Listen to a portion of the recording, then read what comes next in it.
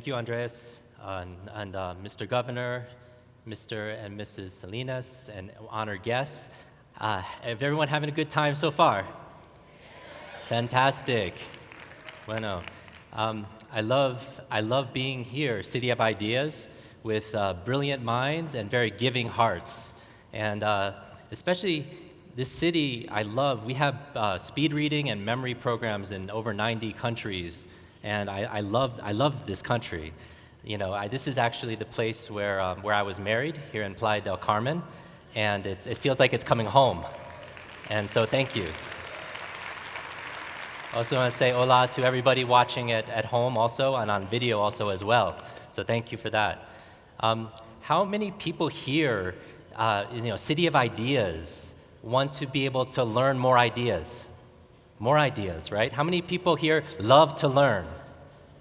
How many people feel like there's too much to learn and not enough time, right?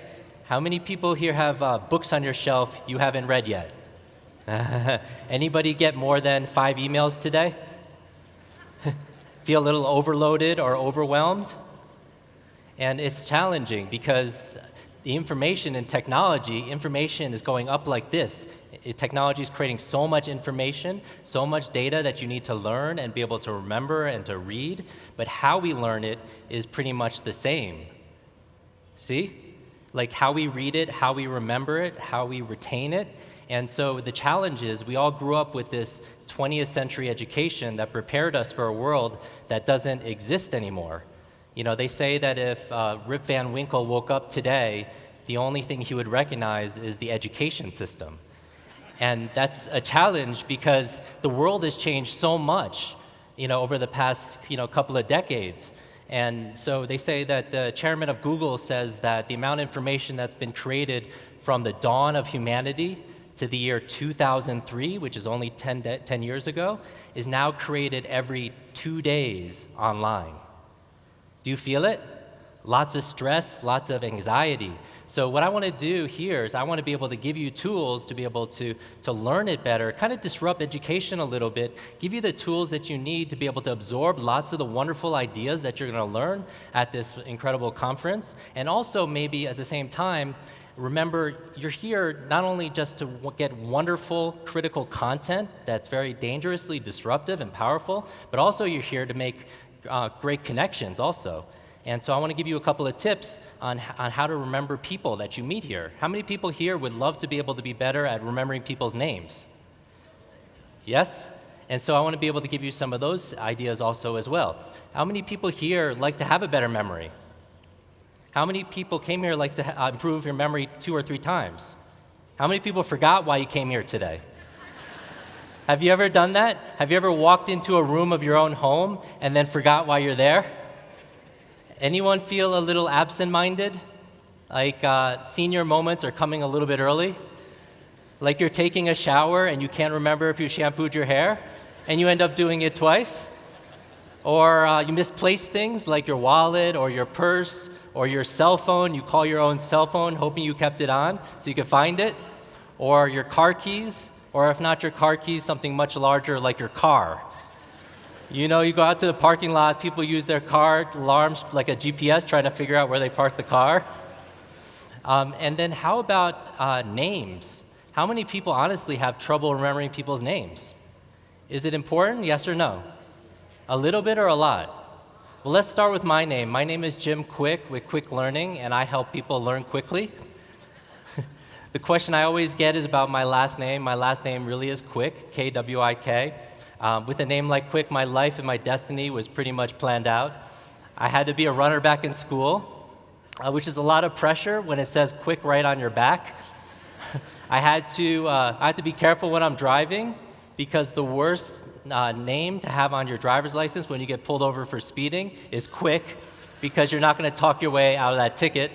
And I get to teach speed learning and speed reading and speed memory. And that's what I've had the opportunity to do for the past 2 decades. So what I want to do right now is I want to give you a number of tips really, really fast. In order to get the most out of it, I need you to be completely engaged. So stand up real quick. Now, here's one of the keys to quicker learning, and just to kind of disrupt one of the dangerous ideas to get more out of your learning is to use your body. Because as your body moves, your brain grooves. Literally, moving your body more makes more connections in your brain. So just try this, for example. Just go like this. Move around a little bit. It's okay, if it's safe. Good. And breathe, too. Breathing is oxygen, very good for the brain. And do this. Bring your hands in like this, like towards you as you're breathing. Now try this, okay? Try doing one opposite, counterclockwise, one clockwise like this. You have to think about it, right? Look at your neighbor as you're doing it. Are they doing it correctly? And then reverse it. Look, try this. Shake out your hands. Just move your wrists like this. We're on the computer all day. And now watch this. Try doing it one of them twice as fast, like this. So it's like this. You do that? Like this. Like, ready? One. How about that? Can we do this? Tap your head, rub your belly. Okay, fantastic. Have a seat. So I want to give you 3 keys right now to improve your memory. These are 3 keys you're going to need to get the most out of these wonderful ideas. It's what your children need to be able to learn faster, and it's what you need to be able to remember people's names. And the 3 things I want you to remember, the letters MOM, M-O-M, MOM. This is the mother of all techniques. If you're ever forgetting something, if you're afraid of giving a speech because you're going to forget what you need to say, if you forget your PIN number or a password, you forget how to spell something or someone's name, usually one of these 3 things is missing. The M stands for, actually, let me tell you. Let's say you're bad with names. How many people are pretty bad with names? Let's say somebody has a suitcase here of 1,000,000 pesos if you just remember the name of the next person you meet. How many people are going to remember that person's name? What technique did you use? Nothing yet, right? But you used M, this is motivation. Motivation. So it had nothing to do with your ability. It had everything to do with your willingness to do it. What is your motivation? What is your motive for action? And whenever I want to learn something, I always ask myself, why do I want to learn this? Because reasons reap results. Reasons always come first. Because you need that emotion, the energy. Like I believe there's a success formula, I call it H cubed. It goes from your head to your heart to your hands. If you've ever learned something and didn't apply it, which we've all been guilty of it, and you didn't use your hands and actually act on it, usually what's missing is the heart, the emotion, the energy of motion. I have a martial arts instructor tell me that you can't steer a parked car. You need energy, you need fuel. So why do you want to remember the person's name? The O is this. Do this. Take your right hand and just shake it out. Make a fist. Put it to your chin. Now where's your chin? The O in MOM stands for observation. You need to pay attention because a lot of time you're learning, remembering people's names, you're learning out new ideas or new readings. A lot of times people blame their retention when it's more their attention, right? So be present. I remember when I first met President Clinton, and he's known for his charisma, his connection, his ability to communicate. What he's also known for is the ability to remember people. He's got a fantastic memory. And I asked him, how do you remember people's names? What memory tricks do you use? And he doesn't use any memory tricks. I found out through talking to him, through conversations, that he's known for having this powerful presence, but I think his powerful presence comes from being powerfully present. Remembering someone's name, you're like there. You're not looking over someone's shoulder or you're talking to yourself. That's also a key to learning is being present. And finally, the second M in MOM stands for mechanics. And these are the tips, the tools, the techniques to be able to read faster, to be able to remember names, to learn a foreign language, to be able to, normally on stage I would do this demonstration where I memorize 50 or 100 numbers, forwards or backwards, or random words. But all those are just strategies, and that's your mechanics. Like, for example, if you want to read faster, one of the quickest ways to be able to improve your reading speed, how many people here like to read 25, 50% faster right now? And part of it is you could actually use a visual pacer. Like those of us who use your finger while you read, or a highlighter or a pen or a pencil or a mouse on a computer, you could test it. Your reading ability, your speed will improve 25, 50%. Many of you will double your reading speed by using a visual pacer. I actually encourage people to try using their left hand while they do that. Now, finally, 4 keys to learning anything faster, and I want you to remember fast. So while you're here and you're present, you're learning all these wonderful ideas of the city of ideas. 4 keys to learning faster. The F stands for forget, which is really weird, right? Because you don't, starting, how do you remember things? You just forget it. But it helps sometimes to forget what we know so we can learn new ideas, right? Deepak Chopra says that the average person has about 60,000 thoughts a day. 95% of those thoughts are the same thoughts they had yesterday. So new thoughts, you kind of forget what you know so you can build on it, but also forget about everything else going on. I think there's a myth to multitasking. Sometimes when we're here, we're not completely here. We're thinking about the bills, we're thinking about the children, we're thinking about work. And be present while you're here because it's time really well spent. The A in FAST stands for active. You want to be active because learning in the 21st century, here's a dangerous idea, learning is not a spectator sport. In 20th century education, you were just there and you were lectured to, and you had to sit quietly by yourselves and not talk to your neighbor. But in today's world, where it's fast-paced information is flying at you, you need to be engaged, right? So active. So you're here while you're at this conference and you're tweeting, you're taking notes, right? You're shouting the answers. Because how many people believe what you put in is what you get out, right? Because there's no magic pill, but there is a magic process. You want to be active in it. The S in FAST stands for state. State. Because all learning is state dependent. All learning is state dependent. State is just a fancy word for the mood of your mind and your body, right? Where are you in your mind and your body? That's where you are. So, get in this curious state, this state of a 5 or 8 year old that has lots of questions. They have this fascination still.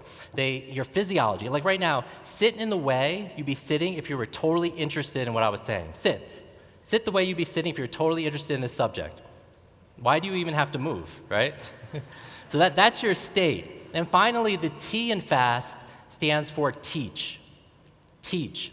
If you want to learn something unbelievably quickly, even your children to learn it more quickly, then teach it to other people. Because here's the thing, how many people realize that while you're sitting here, if you had to, as the speakers come on, give a presentation on what you just learned, how many of you would learn it a lot deeper? Right? Because when you teach something to other people, you get to learn it twice. I'm here because I was not a good learner. I always talk about superheroes and superpowers. That was not my power. When I was 5 years old, I had this horrible brain injury, this head trauma, and it left me feeling like I was broken because I couldn't read for a long time. I didn't understand what my teachers would talk to me about or my parents, and I was very slow to pick up things. My memory was completely, nothing stuck. It went in one ear and out the other, and my focus was everywhere. And then it got really bad when I got in college. I wanted to start fresh. I took these classes, and I couldn't keep up. And I would sacrifice my sleep, I wouldn't eat, and after months of doing that, your body gives out. And I ended up passing out in public, falling down a flight of stairs in the library, and I woke up in the hospital 2 days later. I was down to 117 pounds, thinking there has to be a better way. And I was thinking it's interesting that school would teach you what to learn. Math and history and science, great subjects. My mother is a teacher, my aunt's a professor, but they teach you what to learn, but not necessarily all the time how to learn it. And that's really the message that I have, is that you have genius inside of you. No matter your age, no matter your background, no matter your gender or your history, all of us have this amazing ability to tap this superpower. And then finally, when we're talking about T and teaching it, what got me on this path is one of my very first students over 20 years ago. She struggled with the speed reading, but ended up reading 30 books in 30 days. How many people would love to do that? 30 books in 30 days. And I find out, what's your motivation? How did she do it? Why did she do it? I find out that her mother was diagnosed with terminal cancer, and she was given 60 days to live. And the books she was reading were books on health and wellness and medicine and mindset and spirituality, because she was determined to save her mother's life. And I get a call from this young lady 6 months later. She has tears in her voice, and she says that her mother not only survived, they're tears of joy, but is really starting to thrive. Doctors don't know how or why, they call it a miracle, but her mother attributes it to all the great advice she learned from her daughter that learned them from all these great books. And that's where I really learned that these ideas, the ideas that you're learning here, could change lives. And that's what this is really all about. So thank you so much for having me. I wish your days be full of lots of life, lots of love, lots of laughter, and of course, lots of learning. Thank you.